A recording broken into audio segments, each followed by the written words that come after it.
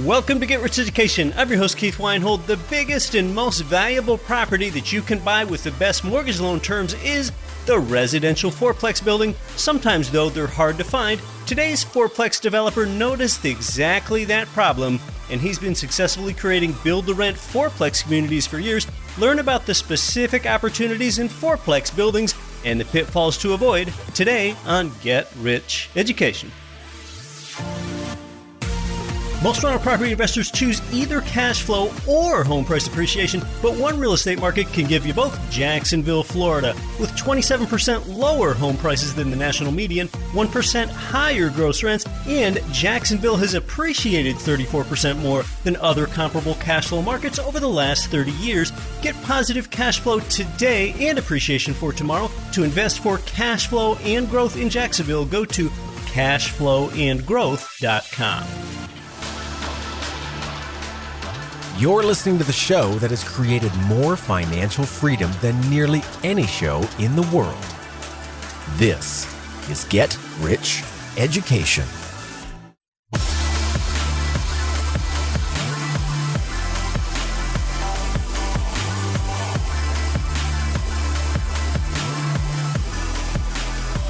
Welcome to GRE, from Reading, Pennsylvania to Reading, California, and across 188 nations worldwide. I'm Keith Weinhold. This is Get Rich Education. Thanks for being here. You're back in that abundantly minded place where you won't live a day below your means when you realize that instead you can spend your time expanding your means. A great way to do that, doing more with less, is with a fourplex building, 4 dwelling units in one property. And before we get into that, I've had a few listeners write in lately. You can do that, by the way, at getricheducation.com/contact.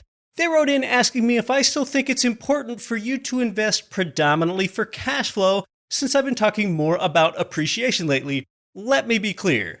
Yes, I buy for positive cash flow, and I recommend that most others do the same. And it is exactly what I've done as a direct real estate investor for 18 and a half years now, and I have never wavered on. Unless you know specifically what you're doing, or maybe you're a high net worth individual, because I have had some people tell me that they just simply don't need the cash flow. I've only been talking more about property appreciation lately because we have had higher rates of appreciation, and understand too that you might not even want appreciation to take place in real estate if you're just getting started, because you're going to have to pay more. In fact, I think that 1 year from now, rents will not have increased by much, but prices will have increased substantially, such that the properties you buy 1 year or 2 years from now could be less profitable than they are today. Now, I know, I understand, I felt this too. It might be tempting for you, especially if you're a new investor, to buy a property with negative cash flow, and then you rationalize that you're going to be just fine because you expect so much appreciation that you just don't care. Well, all right, that might work out for you, but understand that that is the end of investing and the beginning of speculation. Let me be clear again. No, I do not advocate for buying at negative cash flow, because what if property values went down plus you still got the negative cash flow then? How would that make you feel? There are also a finite number of situations like that that you could absorb, so I don't recommend it. You still buy for cash flow on the day that you buy, even if it's a thin cash flow. I've had other people ask me recently about the 1% rule, that desirable 1% rent-to-price ratio. Well, that is not a rule, and it never was one. That is a guide and maybe a rule of thumb, but it's never been a hard and fast rule. With the lowest interest rates in Freddie Mac history, which we can now say is 50 years since they've been tracking rates since 1971, it allows you to go lower on the rent-to-price ratio and still have positive cash flow.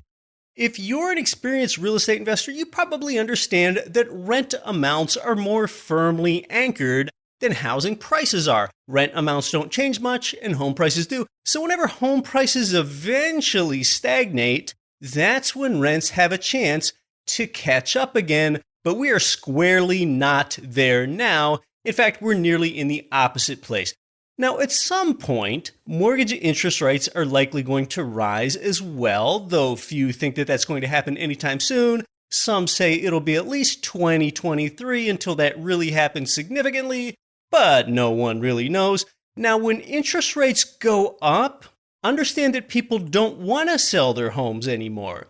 Think about it. If you've already got a 3% interest rate on your home, but now rates are 5%, well, this impedes home sales because if a homeowner moves, they're going to lose their low rate and then you would be punished by paying the higher rate. So what this does is these higher rates lower the available inventory that can come onto the market. That's exactly why higher interest rates equal lower inventory.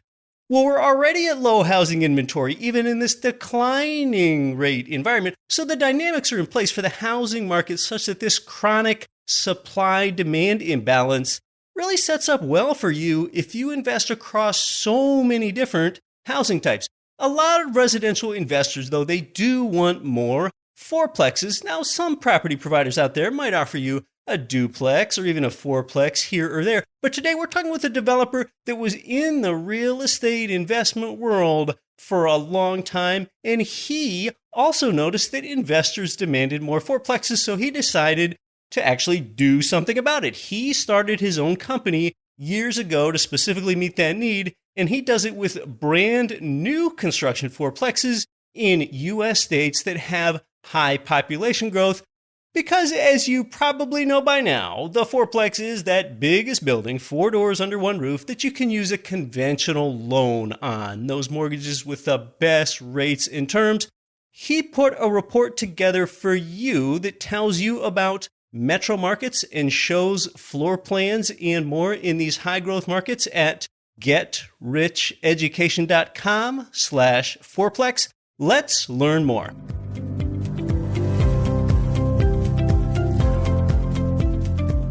I'd like to welcome Steve Olson onto the show. He's an expert at developing and constructing fourplex buildings specifically for investors. Steve, welcome back onto the show. Awesome to be here as usual. My third time on the show. Thanks for having me back. Indeed. It's been more than a year and so much has happened in that more than a year. But when we talk about real estate investing and we think about that from macro to micro, since you do build these fourplex buildings and you build them specifically for investors, I often talk about how the market is more important than the property. So bigger picture, just tell us about why you've chosen some of the states and the metro areas that you have and where they are. Well, yeah, there's a lot of things that you're going to look at when you're considering the metros that you want to be in. You know, sometimes we get lucky. I think the start of this company over here was lucky. We happen to be in a really good market, the Salt Lake City metro. Yeah. That fits a lot of the criteria that we're looking for. And yet, if we think about a lot of rental properties that people are buying remotely, I think the markets that we service are pretty different than a lot of them. That's not good or bad. It just is what it is. We're predominantly serving the Intermountain West. We've done a little bit in Texas as well, but you're talking Utah, Idaho, and Arizona. That's where we operate. And so some of the common themes over those markets is, number one, they do tend to be landlord friendly. I like to laugh. You know, I'll talk to an investor from San Francisco or somewhere like that, and they'll say, well, tell us about your rent control. And we laugh. We're like, we don't know what that is. You know, we've got private property. If somebody doesn't pay rent, you can evict them. That's like a foreign language. Yeah. It's crazy. I mean, believe it or not, that can be done. So we're operating in those states. That's one big reason. And we like the diverse economies, right? You've got all kinds of different jobs that people can have in various sectors of the economy. So anywhere from tech, medical, government, education, manufacturing, logistics, right? A lot of those kinds of jobs. And you can really even zero in on that more on the micro level to some of the submarkets too. But if we spread those markets out on the whole, that's the kind of jobs that we're going to be looking at. And then we need demand, right? We need there to be legitimate demand for housing, which is the case almost anywhere in America right now, but it's pretty acute in the Intermountain West. We definitely have a shortage of supply. And so when you're talking about turning over hundreds of doors within a submarket, it makes you sleep a lot better at night when you know there's a shortage of supply on the market because you know that the tenants will be there to absorb that inventory that you're going to bring. So those are a couple of the things that we look at when we're considering markets on a high level. Looking at Utah, Idaho, and Arizona. So I know it's just outside Salt Lake City and other environs. It's just outside Boise, and it's just outside Phoenix. And we look at those three states on the state level, Utah, Idaho, and Arizona. They have high population growth rates besides just having diverse economies. The United States grows at a population growth rate of about 0.6% per year. These states are multiples higher than that, even more than 2% population growth in some of these states within a housing shortage. So you can begin to understand the demand for the product that way. Well, Steve, when you look to delineate a tract of land, first of all, for building these fourplexes, whether that be on the edge of a metro or whatever it is, where do you decide where to buy just within that particular metro? For example, I imagine that you need to keep the cost of land low so that you can pass a deal on to investors since they're concerned about things like their income and their cap rate from the property. So tell us more about selecting that land. Yeah, that's a big one. And I haven't finished the list yet. I doubt I ever will. Every time we do one, you learn a little bit more about, hey, if we would have looked at this a little bit more, maybe we could have planned something different. But really, some of the aspects that we're looking at, the most important one is, like you said, that price of the land. A regular home builder is going to look at some land they can buy, their cost per square foot. What do I have to sell this house for to make money? For us, it's completely in reverse. When we look at this build to rent model, we look at that land and say, what can we rent a property for, right, on this land? And more importantly, too, then you have to back into, well, what's approved or what are we likely to get approved? Is it a townhouse? Is it apartment style? What's our bedroom count, our bathroom count? And then we can drill down into rents from there. That's a lot of the things that we're looking at. And then you've got to look at the surrounding neighborhoods. What's happening? I was down in Phoenix last week and I looked at probably 7 different job sites and I liked 5 of them, but 2 of them, they were right on every count, but they were surrounded by scrap yards, Jiffy Lubes, and it was just hard to imagine somebody wanting to live in a project like that. Right. But when we look nearby, I know it sounds silly, but we love it when there's a Walmart and a Chick-fil-A across the street, right? We love it. We can put up a gated community. We know tenants have got all their amenities right there. We love it when there's schools nearby, even traffic patterns, right? We've said no to a couple of projects because they were a right in, right out, meaning it was really going to be really tough for cars to turn in and to arrive at the project the way that you wanted to. So even with some of those traffic patterns, you might pass on a project versus say yes on one. And then too, what we're looking at, there's one that is coming in on the south side of Phoenix that we're going to do that's near where the 202 freeway is just going in. And so that just opens up a whole bunch of development. It makes a part of town accessible that previously wasn't as accessible.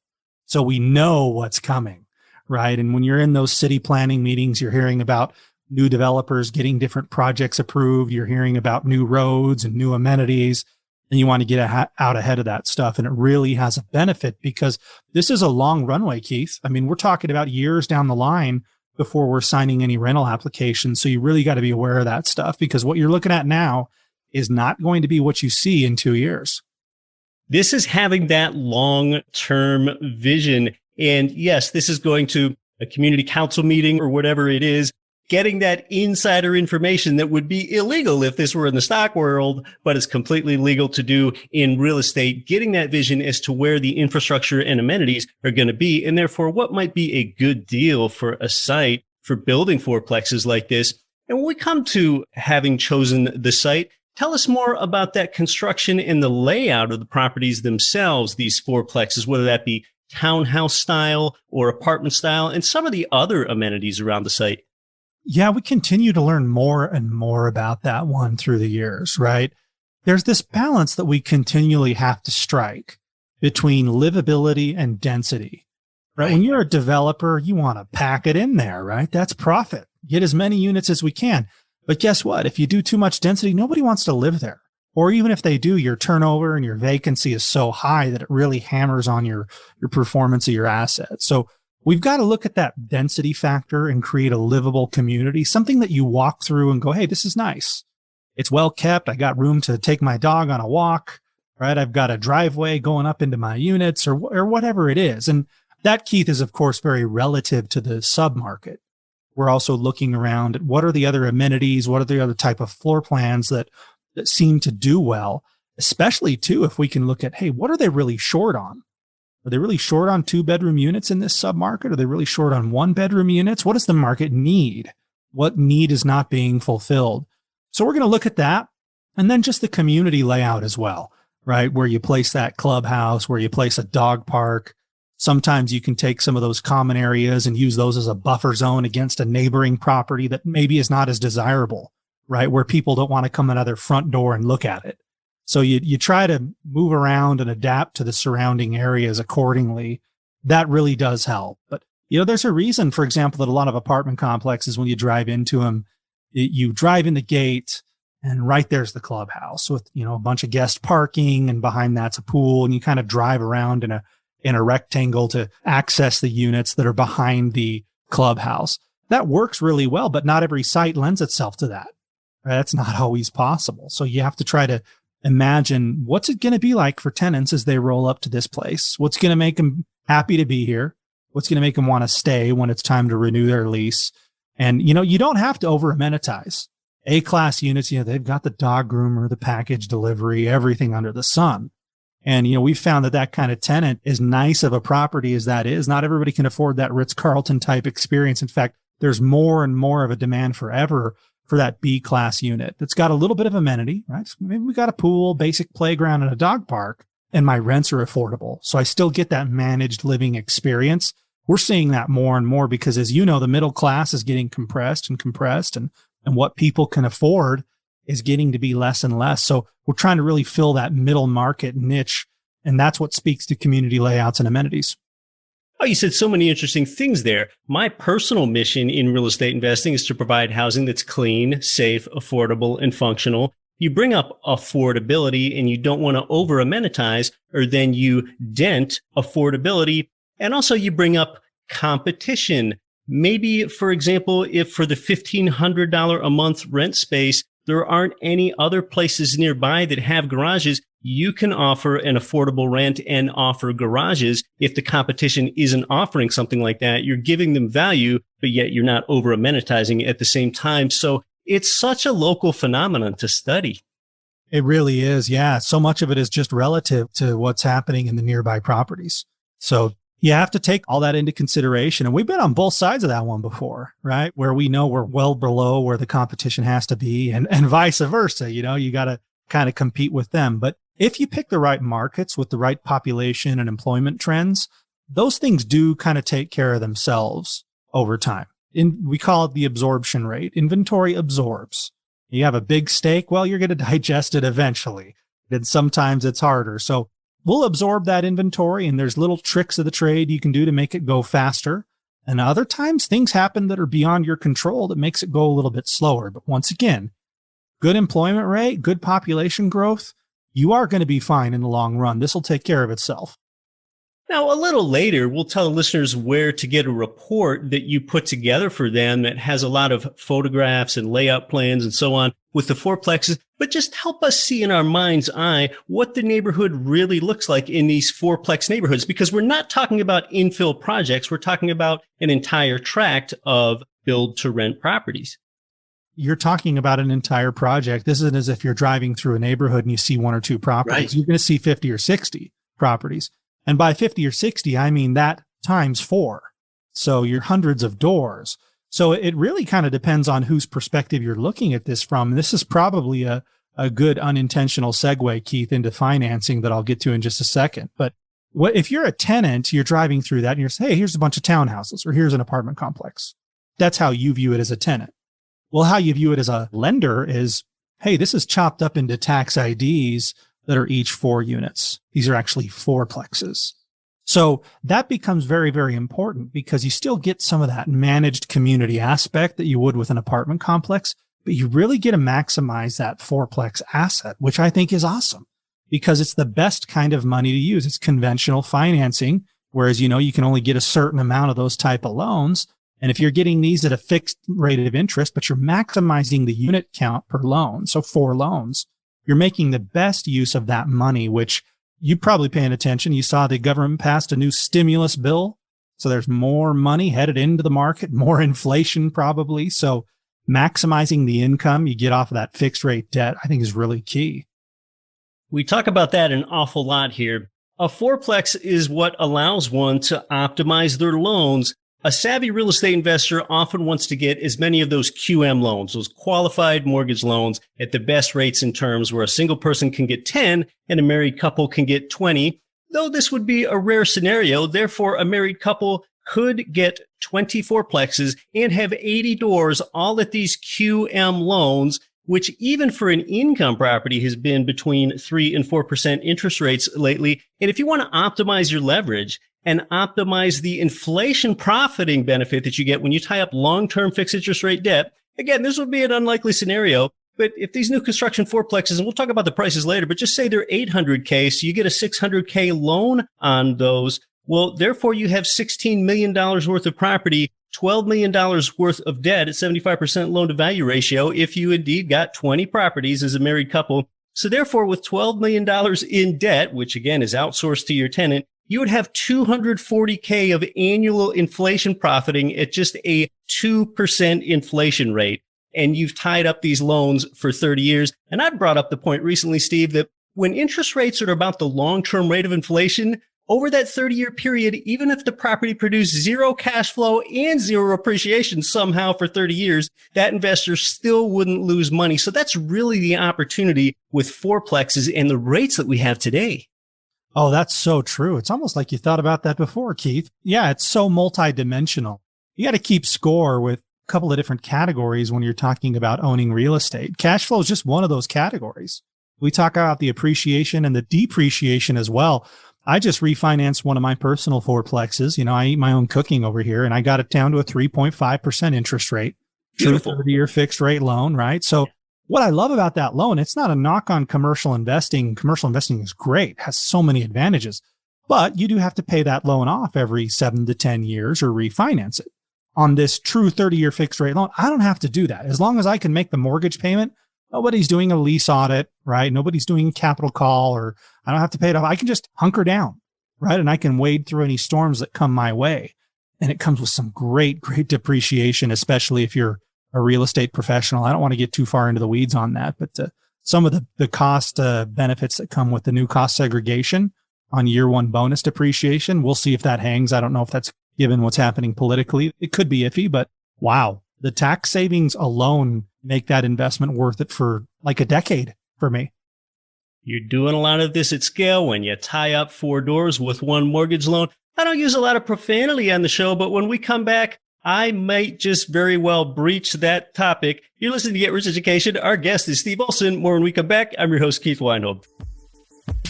The people that our listeners can't stop talking about are Ridge Lending Group and MLS 42056.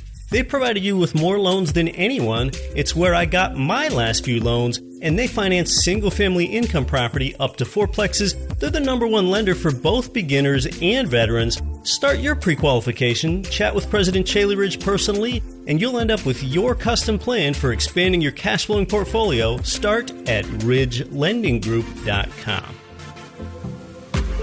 Congress just made it possible to get up to $100,000 out of your current 401k or TSP to invest in real estate, gold, or even your own business. That's even if you're still working, and avoid the IRA UBIT tax. The thing is, you can get your money tax and penalty free for a limited time. The EQRP is your secret weapon. With the CARES Act expiring soon, the EQRP company helps you unleash your retirement funds now. Learn more and text message EQRP in all capital letters to 72,000.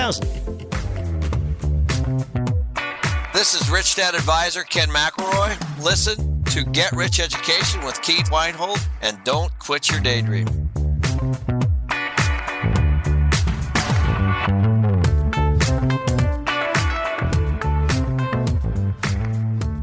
Welcome back to Get Rich Education. We're talking about one of my favorite topics of all time, a fourplex building, a 4-unit building, a quad, if you will, whatever you like to call it, because it's how I began in real estate investing, with a 4-unit building. And now we're talking with a build-to-rent developer that builds these specifically for investors. And that brings up a naughty word in the industry, at least for real estate investors, Steve. Typically, we don't like that profane term HOA, homeowners association, or condo association. We think about how they're going to restrict our ability to do things, especially how that association often has quotas with the percent of units in their association that can be rented out versus owner occupants. But that's not what's done with HOAs in these fourplex communities. Tell us about that. So are you going to put the little black and white explicit tag on the Get Rich logo now? Parental advisory. Yeah, it's getting foul, but let's talk about that because there's two ends of the spectrum that we need to think about here. Number one is we've all been through these fourplex developments in cities across America that were built back in the 70s. And now they look terrible. They do. Nobody's been taking care of them. They're run down. You know, people are parking on the lawn, hanging up sheets in the window. There's toys all over. Lawn's not mowed. We want to try to avoid that situation, obviously. If you can't attract good tenants, because that's what your project looks like, that's a problem. But when you start talking about solutions to that, do you automatically go to the other end of the spectrum here, which is that terrible HOA that everybody's afraid of? It's got the busybody board that's always doing special assessments and hiking the dues and wasting your time and jacking up your fees.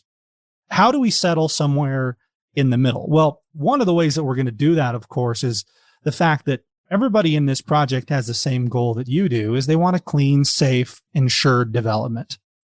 You're not getting that typical busybody homeowner because you're all there as investors, right? You've got a pretty straightforward objective that you all want to accomplish together. And, you know, it gives investors some control. I'm actually on one of the boards right now. I'm the president of one of the boards. And that's what's great is you can make adjustments. If you notice, you visit the project, there's a little bit of garbage over here, or maybe there's a little issue with dog waste. These are things that you can deal with. You can say, hey, you know what? We got to ratchet this up to, a couple more inspections a month, or we've got to do these things. You have the power to make the community better. You also have the power to be cost conscious and do what the market needs to be done. Because what we can't have is we can't have a community where nobody is minding the store, where nobody is making sure that people are parking where they're supposed to, that the garbages are emptied, and that there's insurance on these buildings. We found that to be really, really key. And if you go look at these projects that we've done over the last 5 to 10 years, you can go through them. Somebody takes care of them. I've been to a couple of them before. Like, hey, this is looking like we need to get more frequent landscaping or more frequent trash pickup. Or you can adjust with that stuff. You're not at the mercy of a manager that is just going to do it their way or the highway. So you have influence in that HOA. So where you can get to that middle ground. You don't have the busybody homeowner, but you don't have the 70s fourplex development either. And it's so true. That first ever fourplex building I bought, it's only about 5 miles from my home. I can drive there today, actually, just like I could have driven through there 10 or more years ago when I owned it. You just see dumpsters all over the place, and therefore there's often trash blowing around, swirling around. Yeah, problems with pet waste. That's a common thing. And really the test on whether an HOA is working is not driving a development 1 month after it's been built. It's taking a look at it and putting eyes on it with Google Street View or whatever at year 5 or year 8 or whatever that is. Looking at your properties, they really do have a lot of curb appeal. They have nice siding, of course, fresh paint, because we're talking about all new construction projects here, smart landscaping, and so on. Yeah, that's the idea. You want to give that experience and know that it's all going to be well taken care of. In 5 years, the trees are bigger, but that's about the difference that you see, right? This thing has been well maintained and well kept. So the HOA is there to do exactly that kind of a thing, and there to interface with the property manager too. Those two worlds, even though they are separate, there's an intersection point. And when we can control that in-house and have those two cooperate with one another instead of compete with one another, that's a challenge in build to rent when you're dealing with separate companies that are fulfilling various parts of the service. An HOA might be tempted to say, well, yeah, I do this, but the property manager, or the property manager, well, I could lease this unit, but the HOA, that's the last thing you need. You need those two people talking to each other and collaborating, because what counts is clean, safe units that can be rented at that right market rate. That's what everybody is signing up for. When investors buy fourplexes there, you offer them the option of the property management. And of course, there are pros to not having infill projects, but instead having dedicated tracks to a number of fourplexes. That creates ease of management efficiency there because things are proximous. Of the investors in the fourplexes there, what percent of those investors choose to self-manage? How many choose to use your manager? And how many choose to use a different manager that they find? It's interesting is we made a change that we have a requirement for a period of time to stick with our management. And it's not to tie anybody's hands because there are ways that over time that can go away. But here's what we're thinking about, Keith. If we're going to put 200 doors onto the market to rent over a 6-month period, having 6, 7, 8 property managers all out there advertising, posting signs everywhere, quoting different rents, using different qualification metrics, it's a problem. That's difficult. So when we have it all going through our internal management for a nice uniform lease up to spread those tenants out, we can minimize that impact for the investor, because you really have to view it as, what if you build a 200 door apartment complex and then you had 10 different property managers? That's going to be kind of a nightmare. We got to get to the stabilization point where we're running 95% occupied. And at that point, there are some ways in place where if somebody wanted to self-manage or take over, they could potentially do that. But frankly, most of them don't do it at that point because they go, what am I going to make a change for? I'm 95% occupied. That's a key part of the build for rent space when you're doing it in any kind of quantity is how you want to handle that management piece. That's right. There's a new build here. There's a strong character of neighborhood to maintain. That's a fresh mindset. That makes a lot of sense. What are the management fees? Depends on the market, but predominantly here in the Intermountain West, it's going to be 7% of the gross rents collected and a lease-up fee of $150 flat one time. That's quite reasonable, especially with that lease-up fee. Very approachable. It is reasonable. Thank you for saying that. I told 2 people that today that disagreed with me, and I said, go call a few other management companies and let me know what you think. It's a good, fair fee because the management company gets some economies of scale with that. Normally, you'd be expecting to pay 8 to 10% in these markets for management. But when they've got all the doors in one place, it's something they can pass a little bit of a discount on to the investor. Yeah, it's a leasing fee that I find especially low. Nationally, I see a leasing fee. And if you're a new investor, a leasing fee just means that one-time fee that a property manager charges you for placing a new tenant, something that might only happen every 1 to 5 years. And that fee is typically 1/2 month's rent. I've seen up as high oftentimes as 1 full month's rent amount charged as the leasing fee in addition to the management fee. So about 7% and $150 is very reasonable.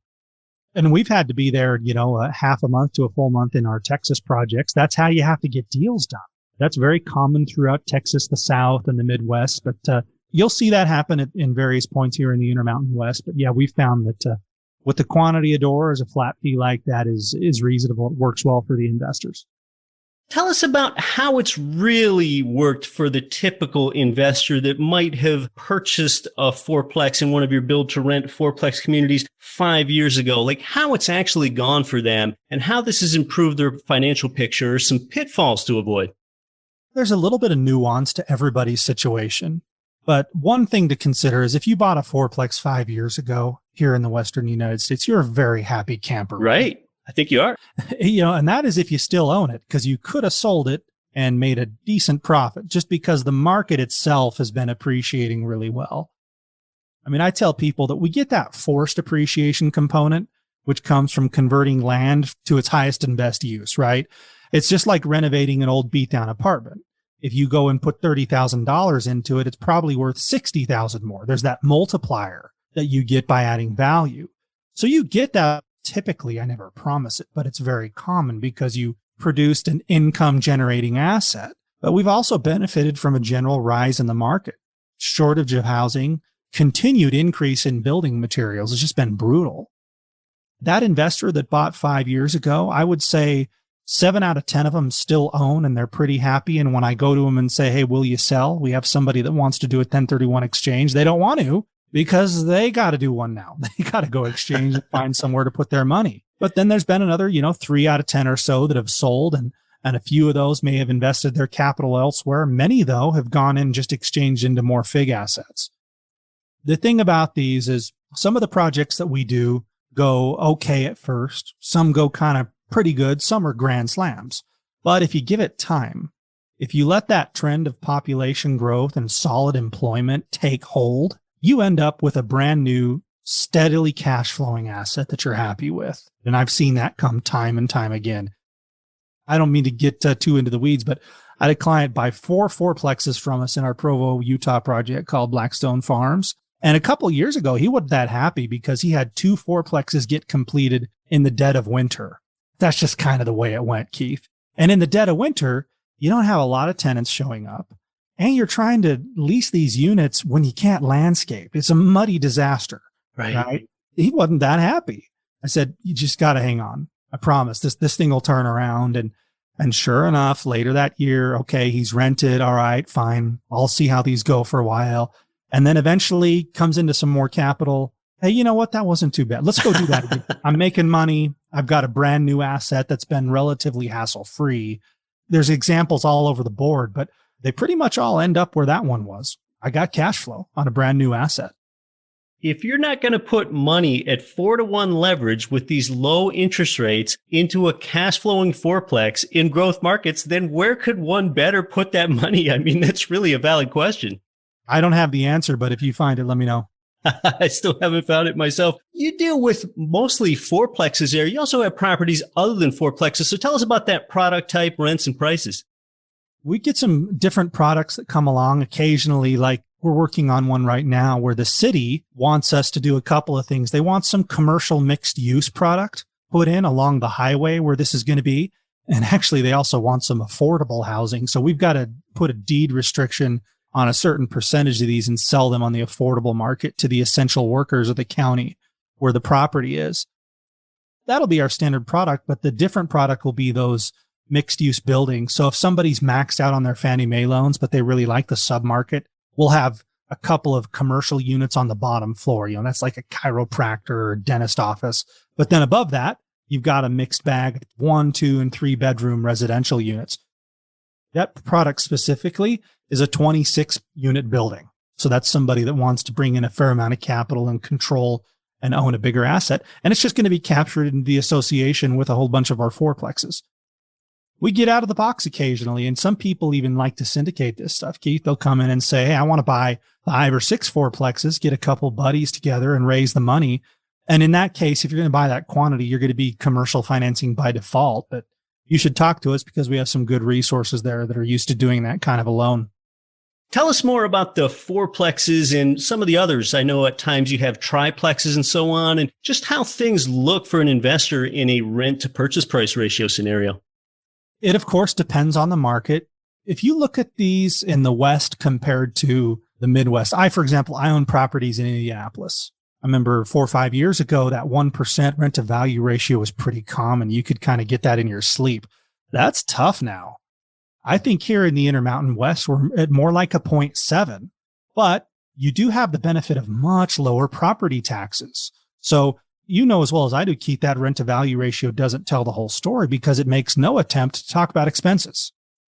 You can deal with a little bit lower rent to value ratio as long as that is offset in the expenses. So these fourplexes that we do typically deliver at cap rates in the mid to high 6s.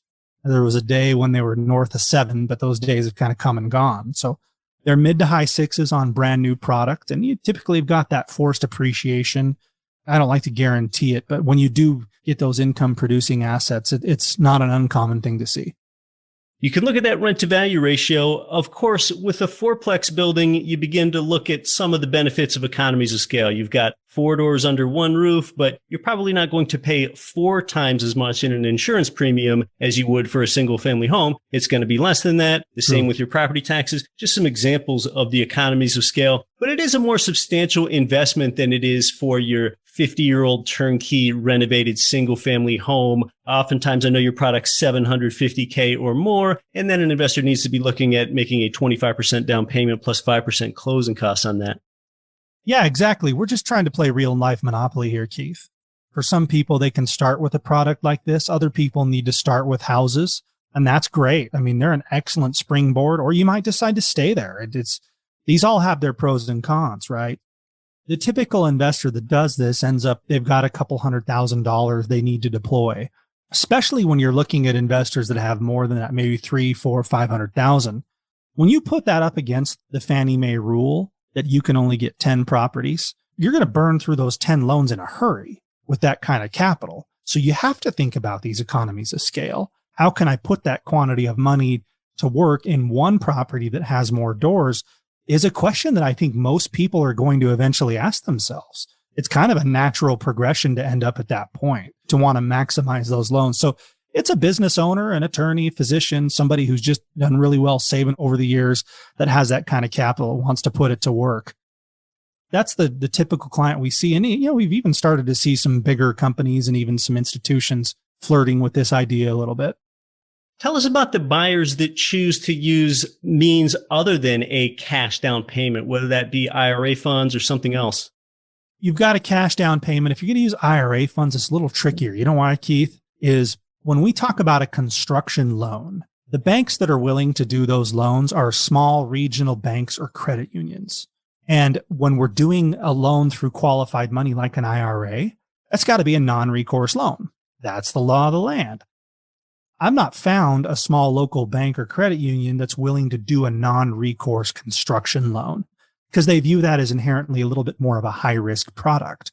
They say, hey, construction, it's a little bit fluid. I don't know how this is end. I don't want to not have any recourse. So that's a challenge. People have done those successfully on all cash. Like, for example, if we have a duplex and want to come in, maybe they got $350 in an IRA, they buy it all cash. And then when that duplex is completed, can you use financing then? Absolutely. You can get NASB or one of those, familiar banks that does those kind of loans to come in and take you out at 50 to 60% LTV on a product like that. And it begins to work that way. Other investors too, if they've got a sizable amount of cash, they act as their own construction lender because they're going to save a whole bunch in interest and loan fees on that construction loan if they come in with the 7 or the 800K and then maybe refi on the back end. So there's a couple of ways to do that. And even some people go in as partners. I've had people come in each, 3 or 4 investors with 50 to 100K each, and they go do a fourplex together. So there's a lot of ways to skin that cat, as they say. Tell us more about that timeline, because it is typically a longer timeline between when an investor comes in, gets a construction loan, and then later on converts that to a long-term loan. We're going to tell you about a project that we have coming up. And usually we don't even talk about these things until we're at least 80% confident that they're going to happen. But you're looking at 6 months of runway, usually before we can even start closing construction loans and going vertical. We got to buy the land. We got to go through entitlement and city approvals. And then we got to do the horizontal improvements, right? We got to bring in the roads and the utilities and the water and all those things to get these finished pads that we can build on. And so you're looking at, it kind of depends on where you catch us, right? If you catch us at the very beginning, it could be 6 months. If you catch us at the very end, as we record this, I've got some units available that start construction in February of 2021. So you've shortened that runway considerably if that's something that you're after. But then you've got a construction timeline of 10 to 12 months. The builder's contract says 12. It might take 10. Plan on 12 and be pleasantly surprised if it takes less. And then you've got that lease up period. And so people all the time say, well, why would I be crazy enough to do that? That's less and less of a difficult argument to make now because you know how short inventory is. And why would I be crazy enough to do that? Well, what else is there? There's not a lot out there right now. Of course, you've got that new construction, that equity bump, and potentially the cost segregation benefits from new construction. So there's a lot of reasons to do it. But bottom line, 12-month minimum runway, probably closer to 18, depending on where you catch us. Well, this can be an exciting proposition for some people. With these new build fourplexes and similar products, you get economies of scale. You have that new build product where you shouldn't have maintenance issues for quite a while. And of course, those great loan terms. So tell us what you have available now. We're working a lot in the Phoenix metro right now. We've got some properties on the west side. We really like to work the west side, and we're working the south side now too with the completion of that 202 freeway that's coming around the South Mountain. So we've got some projects in Surprise is where we're working a lot. You'll probably see us come out with some projects in Peoria and then Phoenix proper, as well as a Levine Township. Those are areas that we're working pretty heavily now. When we go live here, your investors can expect to contact us and have more rolling out the door, including a little bit of a drum roll, Keith, one that's in a federal opportunity zone. And this FIG business model is uniquely qualified to take advantage of an opportunity zone, because this is not as simple as just saying, I bought a property that's physically in an opportunity zone. That doesn't get you there. And there's some big time benefits investors could research about that. But if you buy land, close on a construction loan, and then build a new property in an opportunity zone, you typically do qualify. I'm oversimplifying it to a degree, but that puts you in a position to take advantage of that tax break. So one of those is coming up in Surprise, Arizona in January of 2021. We'll announce it. So there's really a lot that you, an investor, can do at scale here. If you want to learn more, Steve put a report together for you at getricheducation.com/fourplex. Tell us what's in that report. So we're constantly diving into what's happening in these markets. We put them on our blog. We've consolidated all these into these reports so you can see all the new updates, new employment that is coming into the market, new population growth trends, because you want to be sure that that stuff is there. And we were fully transparent on it. We'll link to all of our sourcing. We want the investors to go look and to know definitely for themselves where a market is headed. And that report's going to help them to do that. It could be a way to start off the new year with a bang with fourplex buildings, new construction in high growth areas. Hey, it's been great to chat about this and catch up. Thanks so much for coming back onto the show.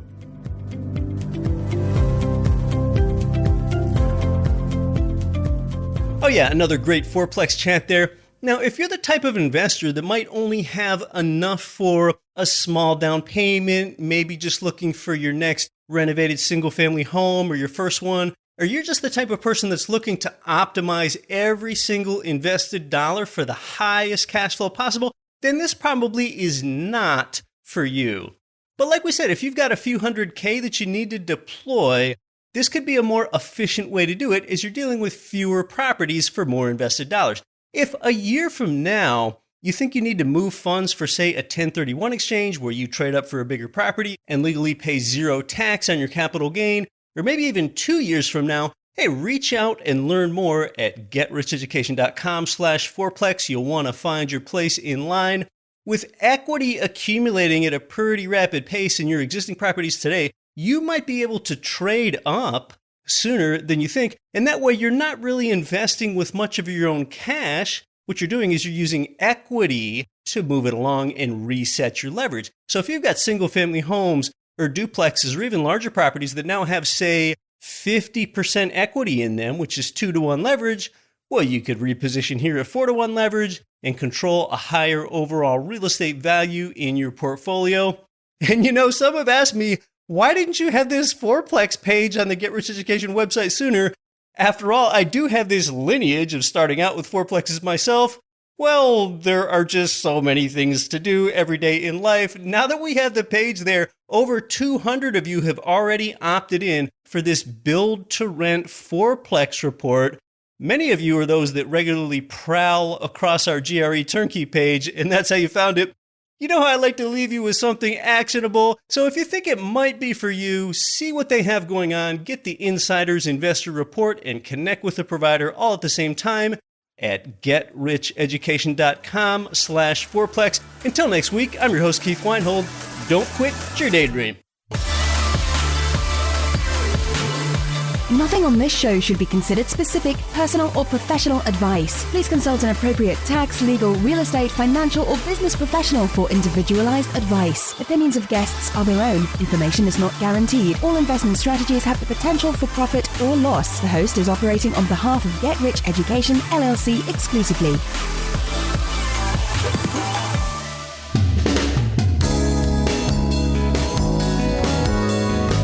The preceding program was brought to you by your home for wealth building, getricheducation.com.